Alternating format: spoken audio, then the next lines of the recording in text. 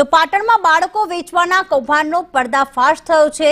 પાટણના સાંતલપુરની નિષ્કા હોસ્પિટલમાં શિશુ વેચવાનું કૌભાંડ સામે આવ્યું, જેમાં ફાર્માસિસ્ટની મદદથી બોગસ તબીબે શિશુનો સોદો જ કરી નાખ્યો।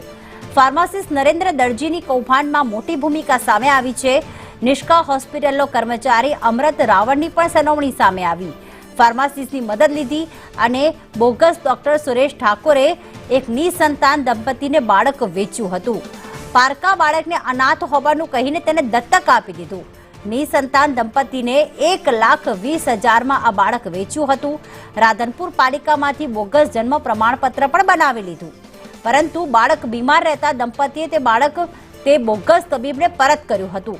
બાળક પરત લઈને સુરેશ ઠાકોરે પૈસા જ ના આપ્યા। દંપતીએ ફરિયાદ કરતા બાળક વેચવાનું આખું કૌભાંડ ખુલ્યું હતું। બાળક આખરે ક્યાંથી તે લાવ્યો હતો તે અંગે તપાસ શરૂ કરવામાં આવી છે।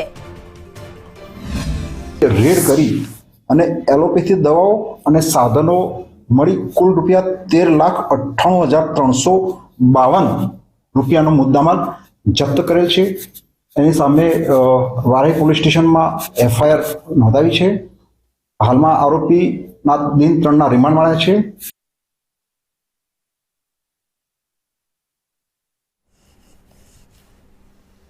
તો પાટણમાં બાળકો વેચવાના કૌભાંડનો પર્દાફાશ થયો છે।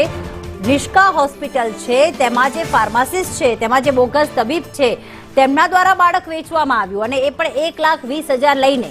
જે નિસંતાન દંપતીએ તે બાળક ખરીદ્યું હતું, તેમણે જોયું કે બાળક વારંવાર બીમાર રહે છે, જેના કારણે બાળક તેમણે પરત કરી દીધું।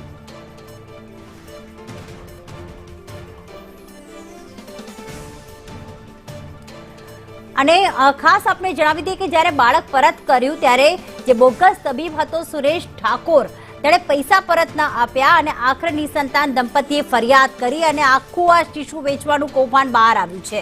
હવે આ બાળક તે જે ફાર્માસિસ્ટ છે કે પછી બોગસ તબીબ ક્યાંથી લાવ્યા છે, ચોરી કરીને લાવ્યા છે કે પછી જે તેના અસલી માતા પિતા હતા તેને પણ પૈસા આપીને આ શિશુ ખરીદ્યું છે અને નિસંતાન દંપતી સુધી પહોંચાડ્યું, તે અનેક તપાસના વિષય છે।